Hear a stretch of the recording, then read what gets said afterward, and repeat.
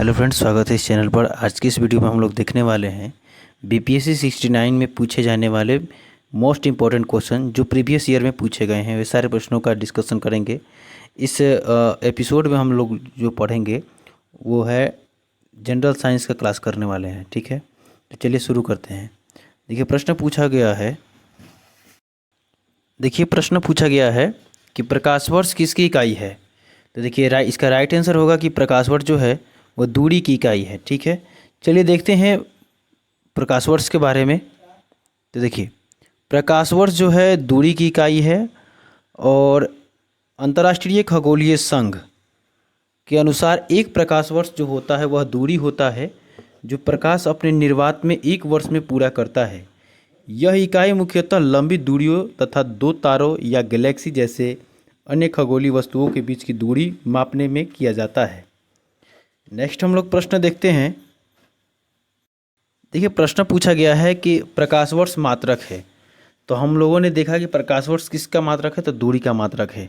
देखिए प्रकाश वर्ष जो होता है इसे एल वाई द्वारा चिन्हित करा जाता है। लंबाई का एक मापन की इकाई यह है। यह लगभग 95 खरब किलोमीटर की होती है। अंतर्राष्ट्रीय खगोलीय संघ के अनुसार एक प्रकाश वर्ष वह दूरी होता है जो प्रकाश अपने निर्वात में एक वर्ष में पूरा करता है। मतलब कि अंतर्राष्ट्रीय खगोलीय संघ के अनुसार प्रकाश वर्ष क्या होता है, वह दूरी होता है जो प्रकाश अपने निर्वात में एक वर्ष में पूरा करता है। ठीक है, चलिए हम लोग नेक्स्ट देखते हैं। देखिए प्रश्न पूछा गया है कि ओम मीटर जो है मात्रक है। तो ओम मीटर किसका मात्रक है, तो प्रतिरोधकता का जो मात्रक है वो क्या है, ओम मीटर है। ठीक है, नेक्स्ट देखते हैं। देखिए जो है ओम मीटर जो है प्रतिरोधकता का क्या है, मात्रक है।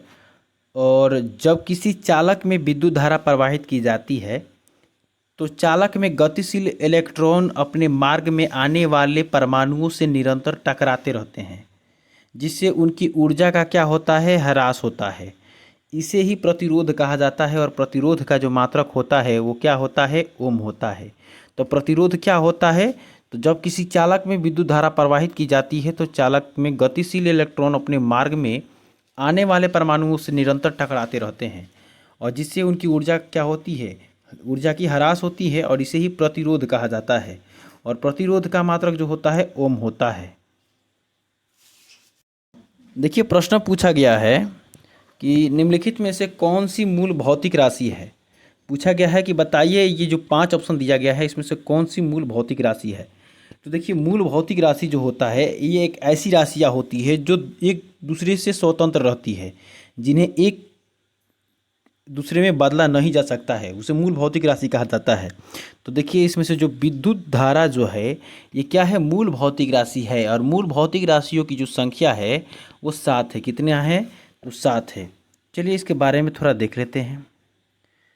तो देखिए मूल भौतिक राशि क्या होती है, तो ऐसी राशियाँ जो एक दूसरे से स्वतंत्र होती रहती है और जिन्हें एक दूसरे में बदला नहीं जा सकता है, मूल भौतिक राशियाँ कहलाती है। मात्रात्मक रूप से आवेश के प्रवाह के दर को विद्युत धारा कहा जाता है और इसका एसआई मात्रक क्या होता है, एम्पियर होता है।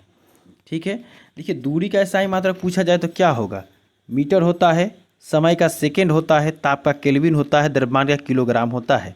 देखिए फ्रेंड्स इसमें जितने भी प्रश्न हैं प्रीवियस ईयर में पूछे गए हैं, तो इन सारे प्रश्नों का डिस्कशन जो है अच्छे से किया जा रहा है, तो इसको कृपया ध्यान से देखें।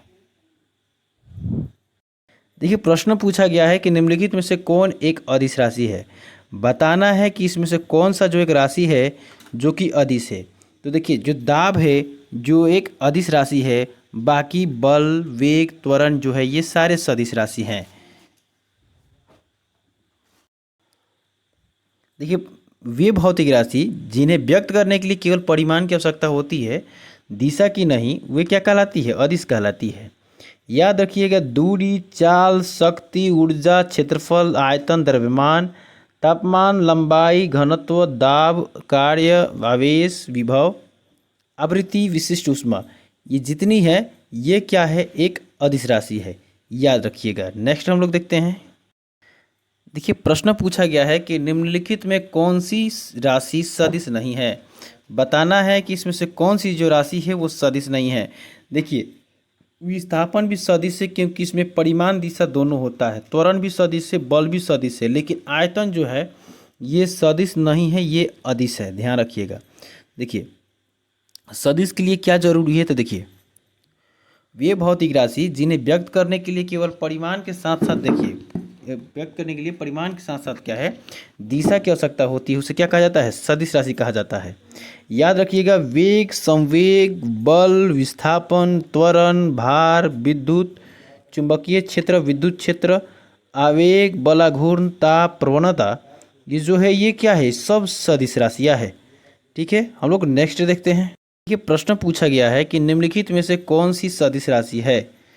तो देखिए, समय जो है सदिश राशि नहीं है क्योंकि समय परिमाण बताता है, परिमाण के साथ दिशा नहीं बताता है। उसी प्रकार चाल भी क्या है, यह क्या है, एक अदिश राशि है, यह सदिश नहीं है। लेकिन विस्थापन क्या है, यह परिमाण के साथ दिशा ही बताता है, यह सदिश राशि है।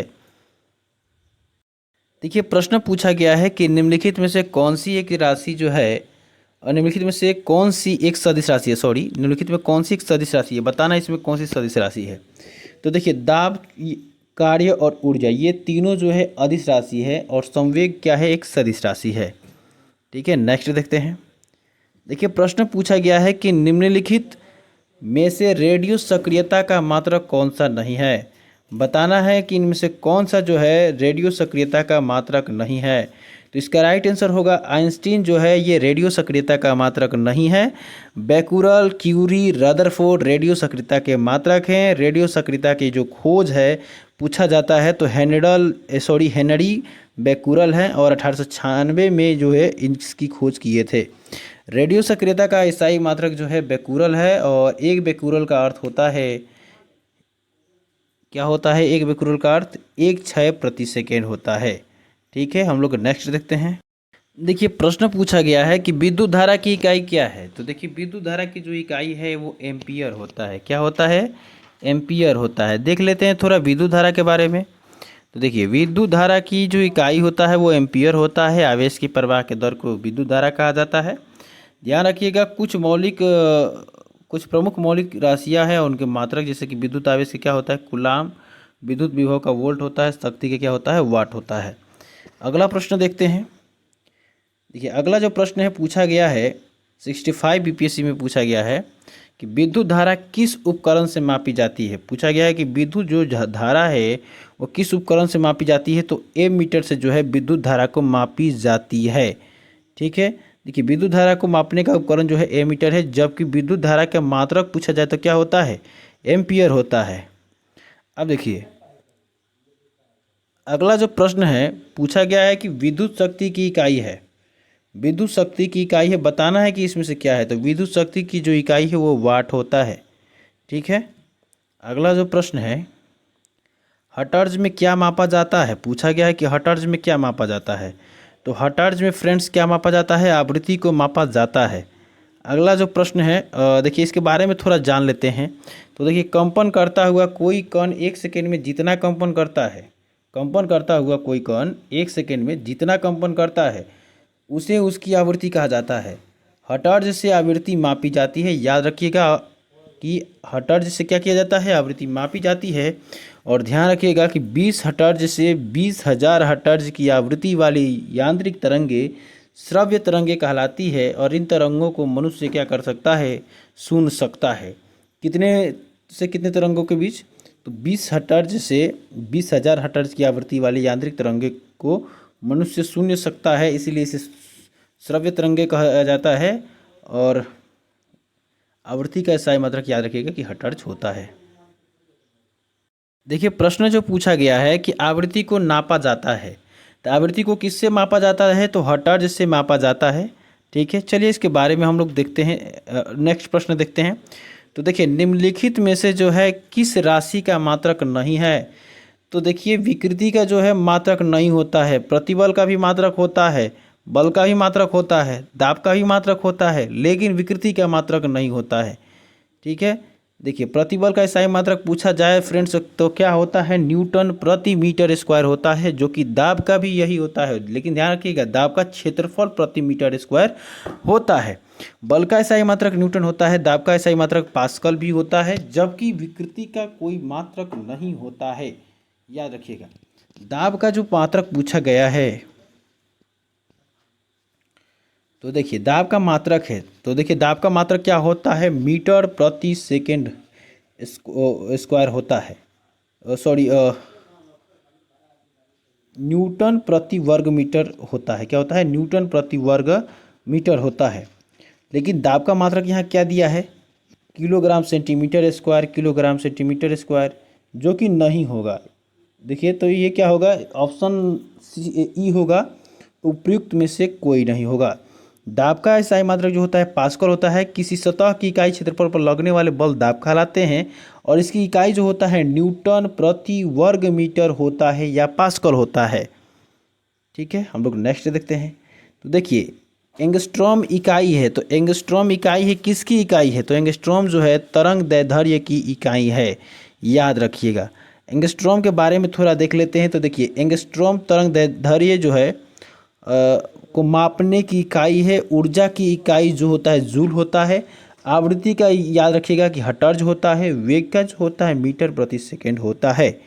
ठीक है, अगला देखिए, ध्वनि की प्रबलता निम्नलिखित से मापी जाती है। बताना है कि ध्वनि की प्रबलता किससे मापी जाती है,